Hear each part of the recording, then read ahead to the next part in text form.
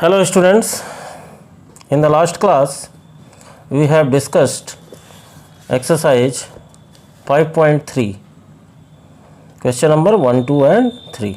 Okay, in the same class I have told you about some formulas for finding the sum of n term of an AP. Sum of n term of an AP. The first formula I have told you, Sn is equal to n upon 2, 2a plus n minus 1 into d. Second formula I have told you, Sn equal to n upon 2 a plus l. And third formula I have told you, the sum of first n positive integers is equal to Sn equal to n into n plus 1 upon 2. Okay. Now today we will discuss from question number 4 to question number 14. See question number 4. How many terms of the AP 9, 17, 25 must be taken to give a sum of 636? Give a sum of 636 means Sn is given. To see here, Sn is given. Sn is equal to 636. Okay, and the AP is given. What is the AP? AP is given 9, 17, 25. From this AP you can find the value of A and you can find the value of D. After finding the value of A and D, you can find the term, because the question is given how many terms, you have to find n. अब इस पूरी value में ये देखो n upon 2a की value आपको पता ही है, n की वैल्यू आपको नहीं पता, d की वैल्यू पता है, तो यहाँ से आप निकाल सकते हो. तो Sn इज इक्वल टू 636 हो गया. तो क्या हो जाएगा, 636 is equal to n upon 2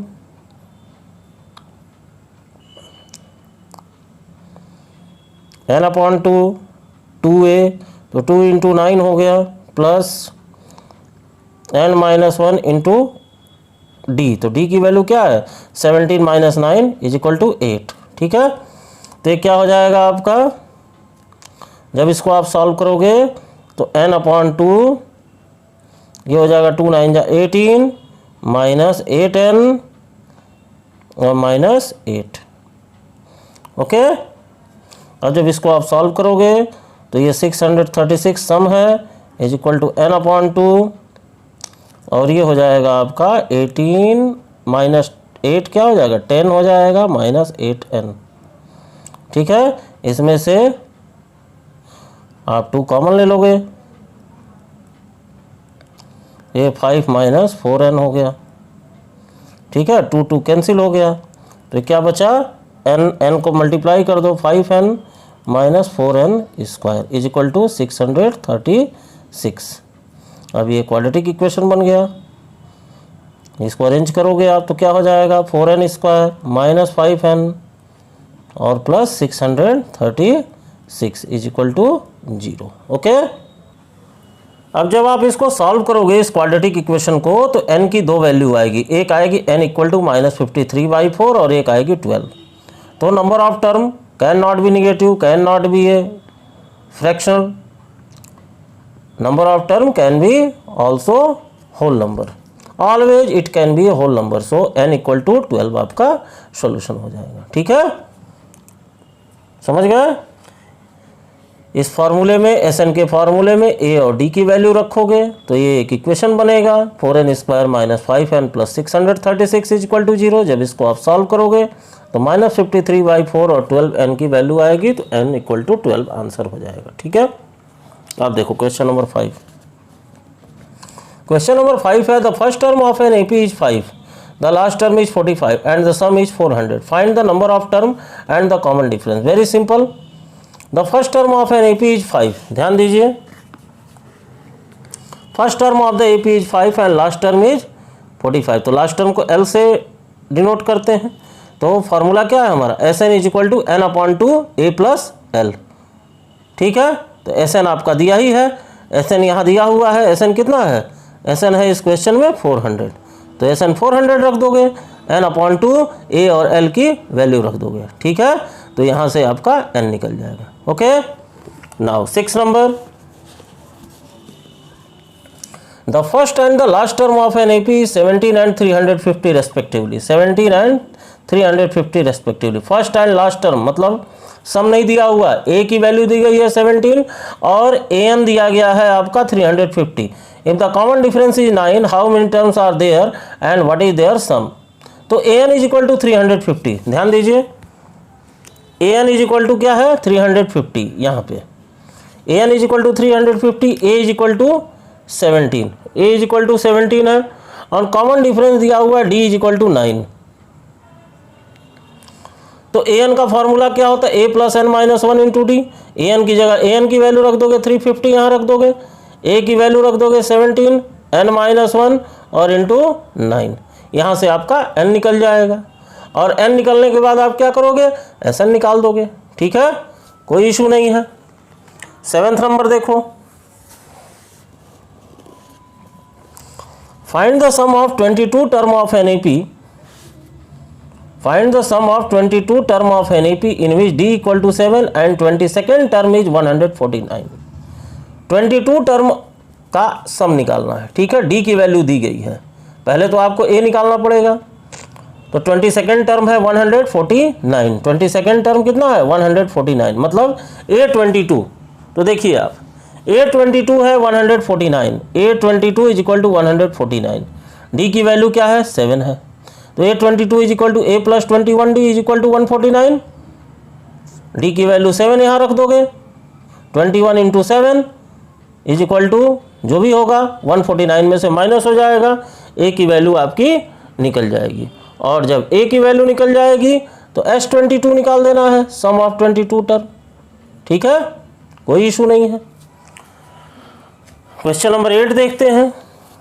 8 में क्या है, find the sum of first 51 term of an AP whose second and third term are 14 and 18। Second and third term, second term is 14 मतलब A2 14 है, और थर्ड टर्म A3 आपका क्या है 18 है, ठीक है। तो देखो अब A2 हो गया आपका 14 मतलब A plus D is equal to 14, A3 हो गया 18 मतलब A प्लस 2D 18। इन दोनों इक्वेशन को सॉल्व करके आप A और D की वैल्यू निकाल लोगे, ठीक है। अब A और D की वैल्यू निकालने के बाद क्वेश्चन है find the sum of 51 term of an AP, तो Sn निकाल देना है S51, जहाँ n की वैल्यू क्या हो जाएगी 51 हो जाएगी, और A और D इन दोनों इक्वेशन को सॉल्व करके आपका निकल जाएगा, ठीक है। अब आते हैं क्वेश्चन नंबर 9 पे। 9 देखिए, if the sum of first 7 term of an AP is 49, if the sum of first 7 term of an AP is 49 and the 17th term is 289, find the sum of first n term। sum of 7 term of an AP is 49 मतलब S7 है आपका 49, sum of 17 term is 289, तो S7 n/2, n की value 7, 7/2 2A plus 7 minus 1 into D. यहाँ से एक equation बना, ये S7 आपका 49 दिया हुआ है, तो ये 2 ऊपर चला जाएगा, 7 नीचे चला जाएगा, 7 2 जा, देखिए 7 2 जा 14, 7 2 जा 14, तो 2A plus 6D is equal to 14। यहाँ से एक इक्वेशन बना A plus 3D is equal to 7, ये इक्वेशन नंबर 1। ठीक इसी तरह S17 इक्वल टू दिया हुआ है 289, तो S17 का भी फार्मूला रखेंगे Sn के फार्मूले में, S17 289, 2 यहाँ चला गया और 17 यहाँ नीचे आ गया, n की वैल्यू 17 है याद रखो, ठीक है, n माइनस 1 इंटू डी, तो 2A plus 16D is equal to 17 2 जा 34। यहाँ से एक इक्वेशन बनेगा A plus 8D is equal to 17, ये सेकंड इक्वेशन हो गया। इन दोनों इक्वेशन को, फर्स्ट और सेकंड इक्वेशन को आप सॉल्व करोगे तो A और D की वैल्यू निकल जाएगी। देखिए मैंने सॉल्व किया है, एलिमिनेशन मेथड से मैंने सॉल्व किया है, तो D आ गया 2 और A आ गया है आपका 1, ठीक है।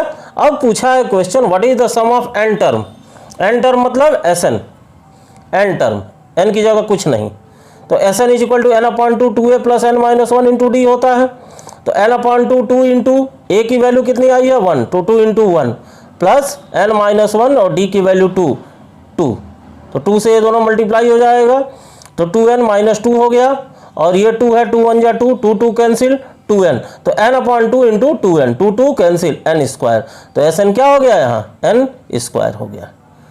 ठीक है, तो ये जो भी क्वेश्चन है, ये क्वेश्चन बहुत इंपॉर्टेंट है। Question number 9 is very important. Okay, अब आते हैं क्वेश्चन नंबर 10 देखते हैं। So that A1 A2 dot dot dot AN form an AP where AN is defined as below, AN is equal to 3 plus 4n, and second इसमें है AN equal to 9 minus 5n. Also find the sum of the first 15 term in each case. अब AN दिया हुआ है, मतलब n की जगह हम कोई भी वैल्यू रखेंगे, अगर 1 रखते हैं तो A1 आ जाएगा, 2 रखते हैं तो A2 आ जाएगा। देखो कैसे,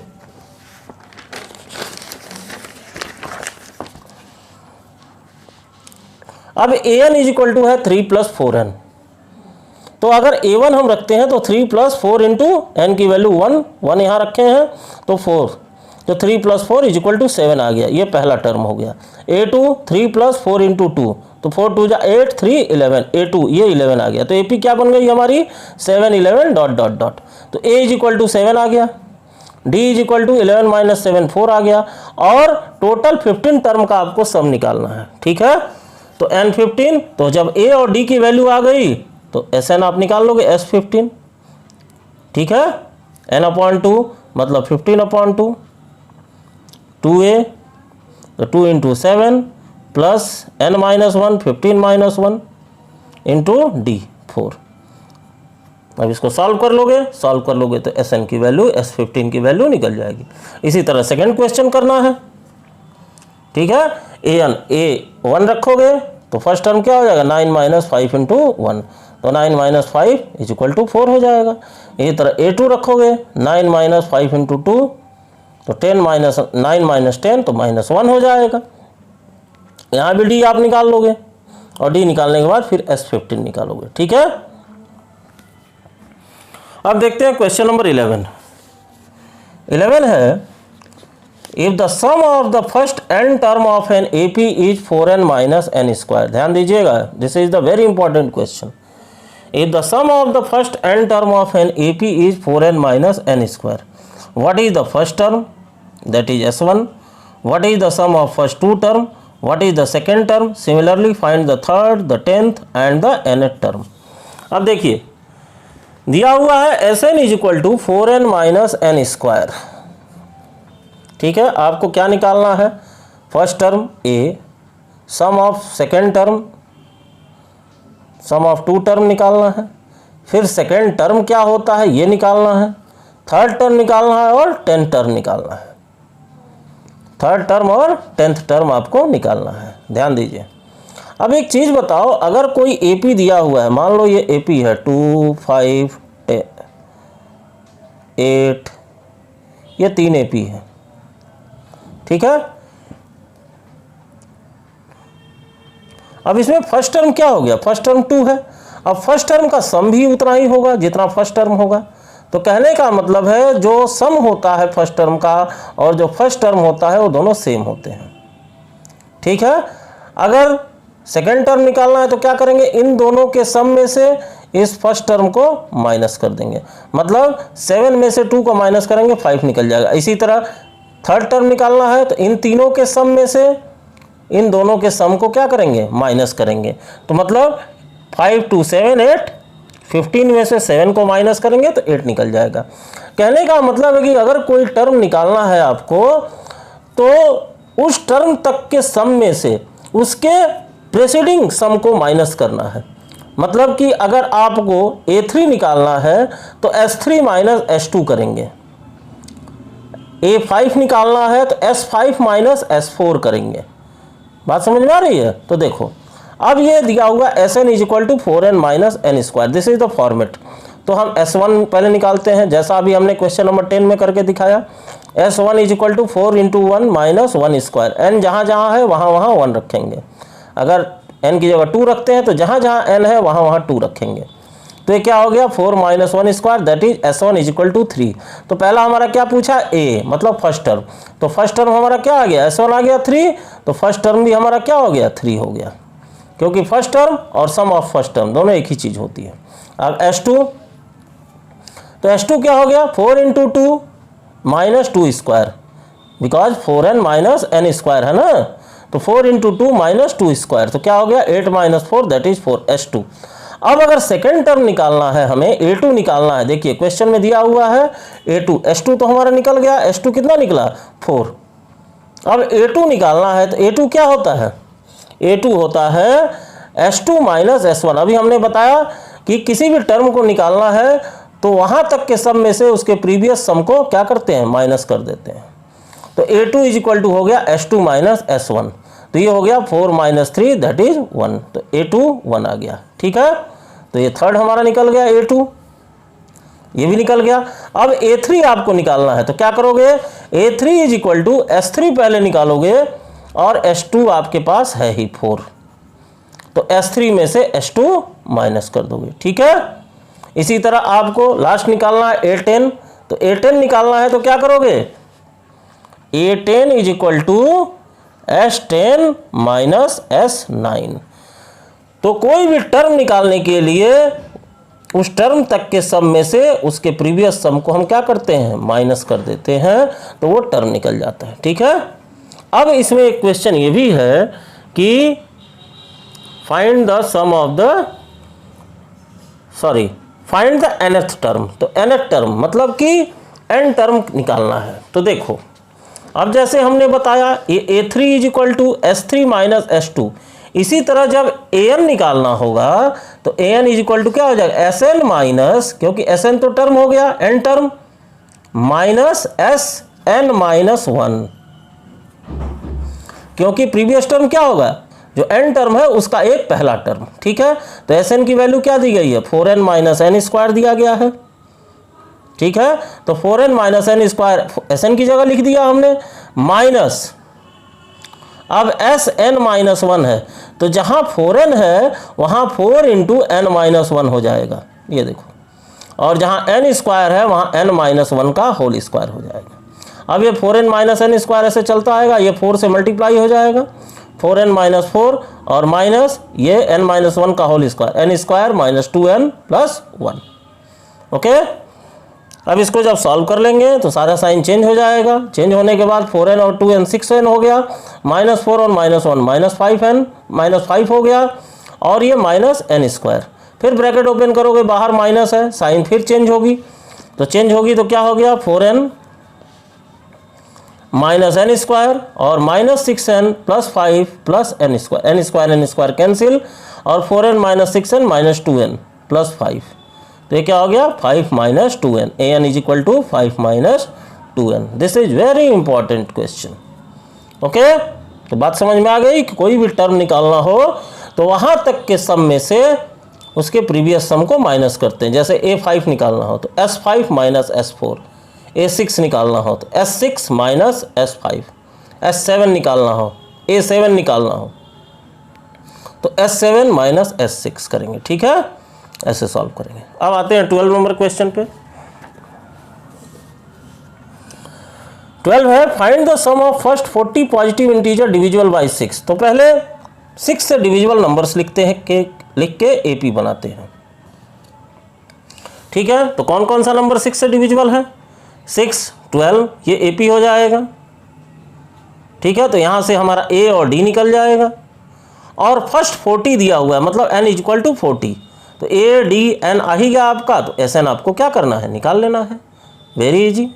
13 नंबर क्वेश्चन देखिए, find the sum of first 15 multiple of 8। 8 के 15 मल्टीपल का सम निकालना है। तो 8 का पहला मल्टीपल क्या होगा, 8 का पहला मल्टीपल 8 होगा, सेकंड क्या होगा 16 ... जो भी होगा। ठीक है, तो यहां से भी A 8 निकल गया, D भी 16 - 8 हो गया, और N 15 हो गया। आपको क्या निकालना है, Sn निकाल देना है। ठीक है, फिर 14 नंबर क्वेश्चन देखिए, find the sum of the odd number between 0 and 50। 0 और 50 के बीच के ऑड नंबर आपको फाइंड करने हैं, उनका सम निकालना है। ठीक है, तो पहले हम जानते हैं कि 0 के बाद जो फर्स्ट ऑड नंबर होता है वो क्या होता है, दैट इज 1।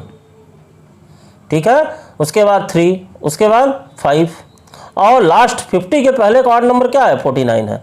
तो पहले हमको ये निकाल लेना है कि 1 से लेके 49 तक कितने ऑड नंबर होते हैं। ठीक है, तो an इज इक्वल टू 49, तो a plus n minus 1 into D, A और डी आपका यहाँ पता चल ही गया, d 3 माइनस 1 2 हो जाएगा, d 2 हो गया। तो यहाँ से n निकाल लोगे और n जब निकल जाएगा तो उसके बाद sn निकाल लोगे। ठीक है, तो आज के वर्क में आपको क्या करना है, आज के वर्क में आपको क्वेश्चन नंबर 4 से लेके 14 तक के क्वेश्चन सॉल्व करने हैं। ठीक है, और ये जो वर्ड प्रॉब्लम है 15, 16, 17, 18, उसके बाद से ये 19, 20, ये सारे क्वेश्चन जो हैं क्या है, इस ईयर के लिए डिलीटेड है। Word problem related to sum of n term is deleted for this session. Okay, so you have to solve question number 4 to 14 of exercise 5.3 in today's class. Okay, thank you, have a nice day.